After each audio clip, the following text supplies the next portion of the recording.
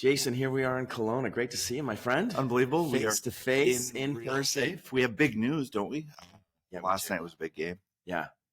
Why don't you tell our listeners, remind them what happened? It might come out a week. Super quick. In the seventh inning of the ALCS, like the pennant run, George Springer hit a 3-run homer to put the Jays in the lead.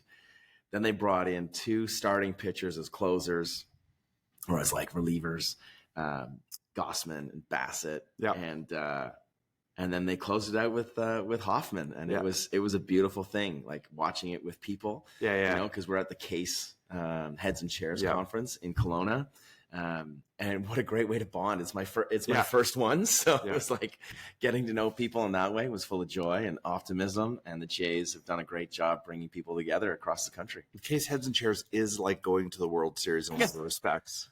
It really is. I mean, today we're gonna talk about the power of connection here on the podcast. We've got a great guest, and this is an opportunity once a year where the Canadian Accredited Independent School Heads and Chairs come together in one location to learn about best practice, to connect with one another, to share, stories of success and of failure on occasion. And that's what it's all about. And I think, there's a really nice parallel there to the World Series. So here we are at the World Series of conferences for, accredited independent schools. And I can't wait to have our guest on here. If that's the analogy we're drawing, Jason, you're like George Springer right now. All right, let's just enjoy. Here we go. The show. Thank you. Lassoing leadership, sharp and true. Beard's Book Club got wisdom for you. Turn the pages, let the stories flow. Unpacking lessons as we grow. Folks, welcome to Lassoing Leadership. We're here live on location in Kelowna, BC, together, and we've got a fantastic guest today, Grace McCallum from Branksome Hall. Mediocre guest. Fantastic's really setting the bar really high. I'm a mediocre guest. She also has a podcast of her own, so this is like the first of hopefully a couple of collabs amongst heads of school in Case. And so as always, joined by my co-host, not too shabby himself, Jason Rogers. Thanks, Garth. I'm super excited to be here with you, Grace. We're at the Case Heads and Chairs Conference. It happens once a year in our Case network, Canadian Accredited Independent Schools. Our power is in being accredited, and there's about 100 of us across the country. And I'm thrilled to be here with all of the heads and all of the chairs, and today's conversation could be a good one. I mean, yesterday we got to sit and be part of a panel talking to other heads and chairs about our lived experience. And Garth, I had a ball. How'd you feel?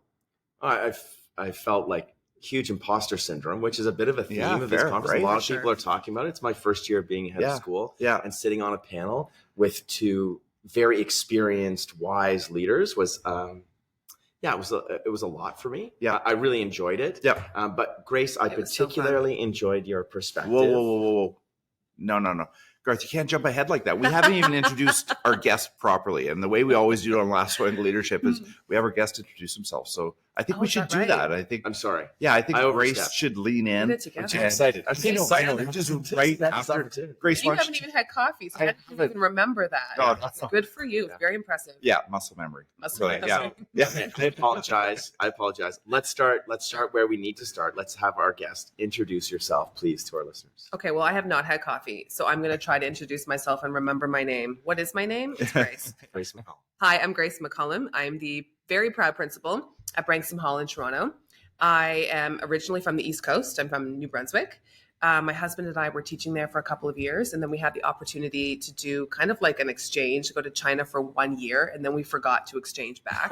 Cool. So that's the way it happens. Yeah, totally. So it's everyone's story. It's not unique. So we were there almost 18 years, not in China, but in China for a long time. Wow. Yeah. And I was the principal there at the Canadian International School of Beijing, a place that still has half of my heart. I love that place. Amazing. And then we were in Frankfurt at Frankfurt International School, founding member of the IB, really wanted to learn more and become more of an IB leader. And I felt that would be a good environment. And then I went, as soon as the pandemic started, like a week before the pandemic started, signed a contract to go to Brazil. Very Great. on brand for us to Great have a timing year. too. Yeah, Yeah. like we had it's a year out that you sign. We're like, Yeah. oh, this is great. This is Yeah. very on brand Yeah. for us.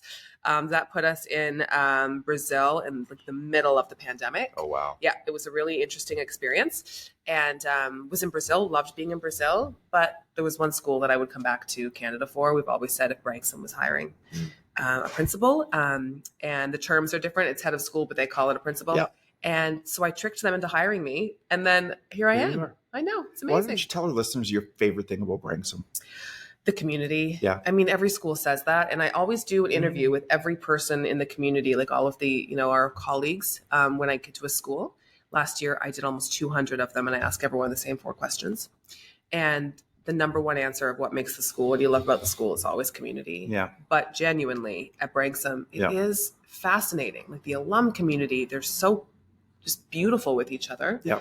The students are incredible, the faculty and staff, it's amazing. So I have to say it's the community and the mission. Everyone is so clear about what they want, and they want girls to have equity and to soar and to thrive. So I love that. School reminds me of the Case Network, because that's really like community really shines in these heads and chairs moments. And it's been really nice getting to know you over the last couple of days. And let's get to our panel now, Garth. I mean, Let's go for I it. know you're eager to ask questions. I'm so excited. I know he is. Okay, let Garth loose for a minute, and then I'll come back to, Well, I want to talk about feelings. I want to identify like one quick thing which you said, because at Kingsway, that's my answer too. It's community. But you identified that community is the right answer when you have like people behind the mission. Yeah. And they found their right school, It's a big deal. which is a huge deal. Yeah. Right. All of our schools are so different. And so when families finally find the right fit, it's like, this community feels good because there's shared values. You're moving in the same direction. So thank you for sort of overting that. So we had a panel yesterday sitting in front of all these other leaders, which was really great. But Grace, because this podcast is about leadership, I want to sort of turn the mic on you and say, can you tell us a little bit about what you were talking about in terms of the significance and importance of women in leadership? Yeah, that was a powerful moment, Grace. Yeah. I think everybody in the room really did love that. Well, that's generous. Thank you for that. I think I was talking about the framing of it with the research. Mm-hmm. And, it really stood out to me what we heard in the first keynote from Tamara, just about the number and the percentage and how it's going down and how people perceive women as being equipped to be in senior leadership positions. And it made me think of another a body of research that I was just listening to from Sheryl Sandberg. She hosted a session through ICGS for school leaders. It was pretty incredible to be on a Zoom with Sheryl Sandberg. No doubt. I was like, oh my goodness. Yeah. It was awesome. But what was really stood out to me was this research around boys. And I might get it wrong, but I think it's from ages grade 8 to grade 12. Yeah. And how in 2018, the percentage of those boys who thought women should be paid the same as men. And a second question, that women absolutely were well equipped to lead in the same capacity as men would, was high. Yeah. And now it's gone down almost 30% for both of those questions just since 2018. So when I think about that, the moment that we're living in right now has never been more important, in my humble opinion, for females and for leadership, and to show how important the female voice is in leadership. And I think as well, someone asked me once, what's the worst piece of advice you've ever gotten? And it was at one of, when I was beginning into leadership, a male mentor, great person, but he just, everyone mentors in a different way. And he said, Grace, you're really feminine. I was like, well, right. Sorry, Yeah. I don't know what to say. And he said, I think in leadership, you need to be more manly. So it'd be better if you didn't wear dresses. If you just wore why don't you buy some suits and really just kind of when you're speaking, you laugh a lot, you smile a lot, maybe just be more serious.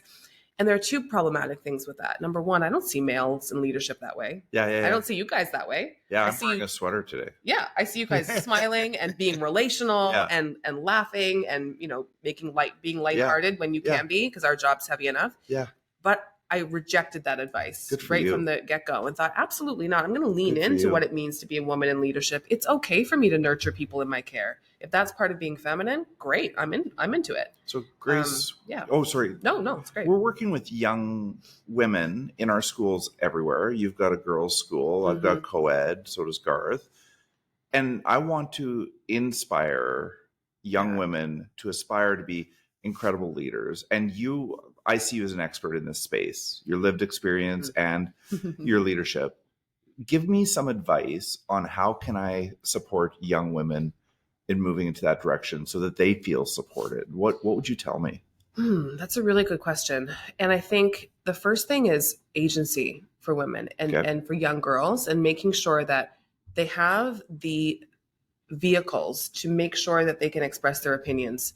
And when they express their opinions, they're able to see some action from that. Yeah. I think for girls, that's really important. It's important to young women that age and stage that when they give feedback or they have input or they have an idea that they're championed. Yeah. That's, I think, really key for women in leadership.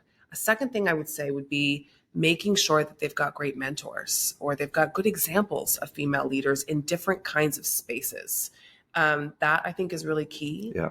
A third thing I'd love to talk about with this topic is the idea that sometimes girls, when they look at leaders, they see extroverts and they think that's the only way you can lead. Yes. Is if you are, and I'm an extrovert, I present as an extrovert. Yeah, exactly. But they see that and they think, oh, but that's not me. So then I can't lead. Well, there are lots of introverts who are exceptional leaders because of their ability to listen so well. Yeah. And I think showing them different kinds of leaders and how they're all successful is so key for girls, because they are, especially after that grade 7 age, they really start to lose their confidence. That's what the data shows us. And so being able to build that up by giving them concrete examples, I think is very, very powerful. And the last thing I'll say, because this is one of those topics where I'm like, I'll talk for 7 days. Yeah, amazing. Yes. Is I think really paying attention, what we can all do is paying attention to young girls who have intersectionality in their identities. So girls of color, Indigenous girls, girls who are members of the LGBTQ plus community. That intersectionality, there's challenges there with leadership, and we see that from the data. So paying close attention and finding ways to ensure that they're feeling really good about their opportunities as well. Well, Grace, I just cannot wait for the young women and all women in my organization to hear this. And this, our podcast does stretch across country and across North America to school leaders everywhere. And so thank you for those gifts you just provided. I mean, you gave the playbook for us to start following to be better in the space. So thanks for that, Grace. Oh my gosh. I'm so happy to be here with you guys. Yesterday was so much fun. It was fun. I was just so excited to come. I got a text from Garth. He's like, we're doing a podcast right now. Do you want to come? I was like, I'm on my way. I'll be there. That's great. I think too, it's amazing to be surrounded in this Heads and Chairs conference by incredibly powerful female leaders. Right. And really appreciating the gifts that they bring. And I worked at all girls school for 9 years, Haverhill College. And the world needs more. Amazing school. The world needs more women in leadership because I firmly believe they bring different gifts, i.e. they like, you don't have a leader of the school who's concerned about how people are dressing in order for them to be taken seriously. You see beyond the ideas, and I think we're able to do that as heads of school of co-ed schools. How do we level up our young men? To see that. Oh, that's so important. I mean, at this conference, now that you've mentioned it, we've had 3 keynote speakers to date, all of them women. Yeah. Okay. So let's pivot just for a second for our listeners, and let's just take a highlight away from each of those presentations as we start to, wrap up the podcast. Garth, do you want to talk about, just give 30,000 feet on our first guest speaker? On our first guest speaker.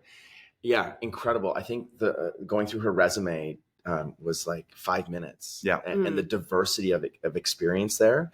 But she is now Tamara Vorland. Yeah, right. And she is now the CEO of the Vancouver Airport. Just incredible. Ranked number woman. 3 in number 2 in the world. Unbelievable. Yeah, right now. So impressive. She was so impressive. Yeah, and most impressive for me was the way that she contextualized her leadership.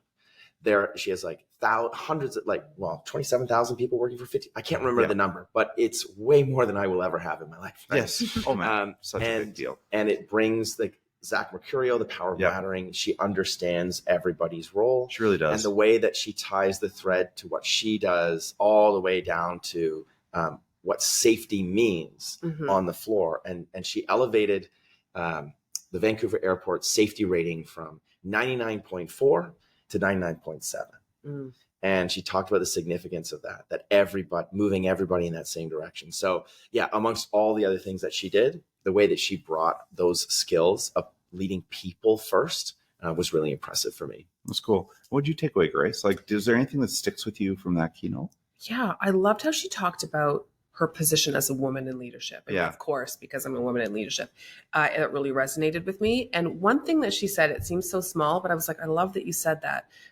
Someone asked the question, what keeps you up at night? She was like, nothing keeps me up at night. I sleep like a baby. And I was like, yes, thank you for saying that. Because I think there's this image of anyone, yourselves, me, in positions of leadership, that we are unbalanced, unhealthy, can't manage, losing sleep. And of course, there doesn't mean there are things that don't worry us. But I love that she put that out there as, I'm a leader. I'm very successful and I sleep well. I don't carry problems home with me. I'm able to compartmentalize. I thought it was such a healthy message. She really modeled that. And I think it was just that moment where you're like, no, she gave us grace, didn't she? To have that opportunity. And I think she leads with just such authenticity. That's what struck me was, she was just the most authentic, grounded person. And to see somebody of that stature be that grounded and that authentic, I think gave us all liberty to do the same, which I thought was a very nice permission in these roles. And we need that sometimes. Yes. And so, I mean, as we wrap up, is there one other item? I know we had 2 other keynotes, which we haven't hit on yet. Was there anything from any of the other keynotes that either of you, are taking away from the Heads and Chairs conference? Go ahead. Sure. I mean, there's so much to take away, but you know what? Actually, you guys talked about something in the panel and I was like, oh, that's really good. I'm going to do that. Do tell. Yeah.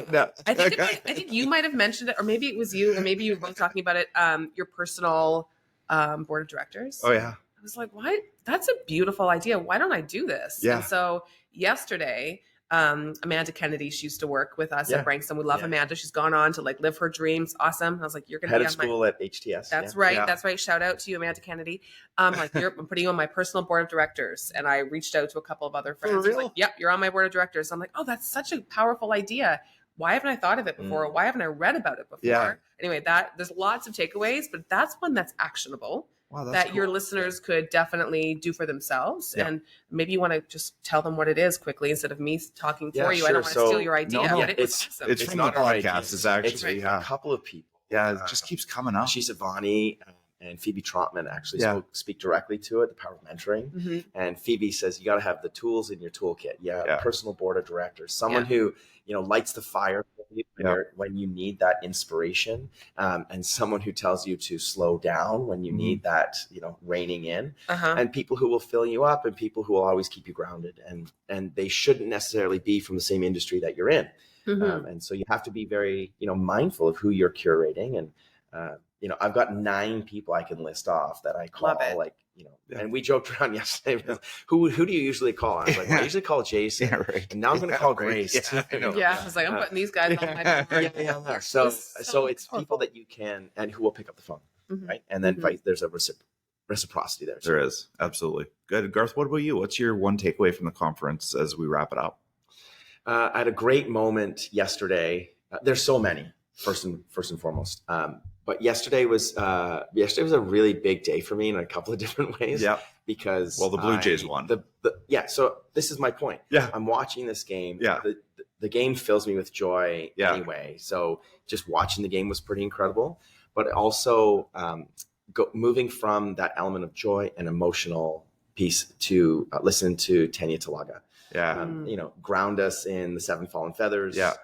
People who know me know that I do a lot of work and heavily invest in truth and reconciliation. Yeah.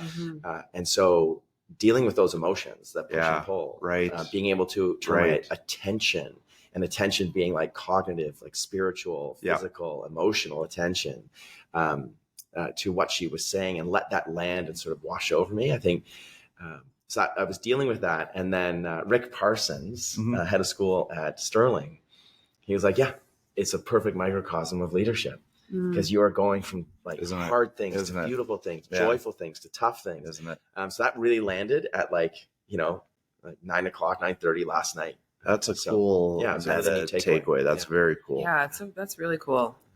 What about you, Jason? I could talk about Ileana and the future education. We talk a lot about AI and the future of education, but really for me, it just comes back to the people all the time. And this is my takeaway, the chance to sit with folks like Grace and yourself, Garth, in real life and make these connections. And, 100 of them over 2.5 days minimum just fills my cup. I love people and I love connecting. I love talking about great schools and great work. And I can't wait to do it again next year in Toronto. And I'm thrilled that the two of you are here. Garth, your first one, your second one. Awesome. We're going to keep it going. And I can't wait. I hope to see you both before then. But me too. Not, Yeah. It's going to be in Toronto. I'm so glad I don't have to travel for it. I know, right? I know. Yeah. Well, I love Toronto. Yeah. So. Yeah. And we'll be back in the playoffs. So we'll catch a game, right? Fabulous. Yeah, there you go. That'll be amazing. But just to finish off, so Grace, you and I had not met before, but you're a force. It's amazing. And so I really appreciate you being on the podcast, Jason. Thank you for inviting me. Always great to see you as well, especially when it's face to face. And thanks, as well. Thanks to both of you.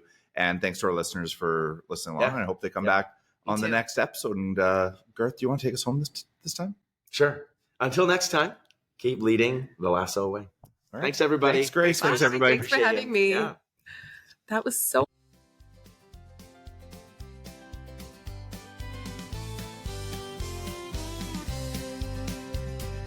Grab your coffee, grab your seat.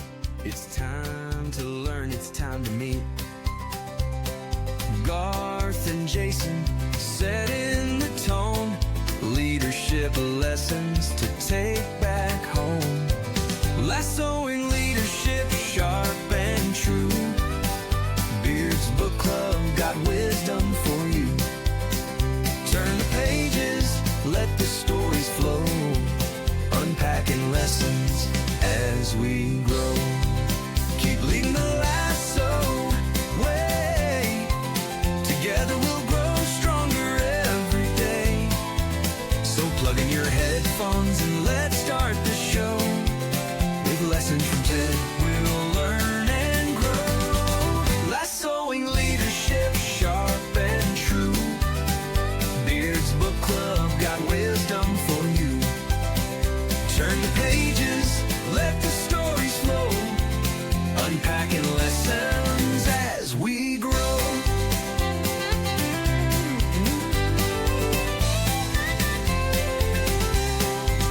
Keep leading the lasso way. Together we'll grow stronger every day. So plug in your headphones and let's start the show with lessons from Ted.